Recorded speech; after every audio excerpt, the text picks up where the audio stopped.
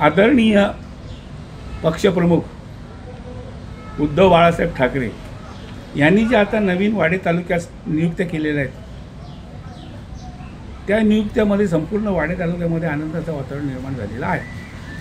त्याचं कारण असं की अशा नियुक्त्या पूर्वी दिघे साहेब आणि उदयबंधू पाटील हे असताना अशा नियुक्त्या होत होत्या का शहर ग्रामीण यांचा समन्वय या नियुक्त्यामध्ये केलेला आहे। त्याच्यामुळं निश्चितच या नियुक्तीमुळे वाड्यातील शिवसेना मजबूत होईल, येणाऱ्या विधानसभेमध्ये आपला ठसा उमटवेल आणि उमेदवार निवडून आणेल।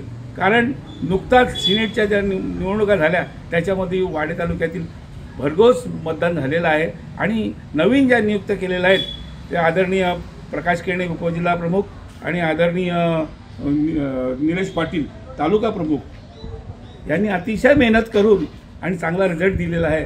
त्यामुळे तालुक्यात त्यांचंही खूप अभिनंदन होत आहे।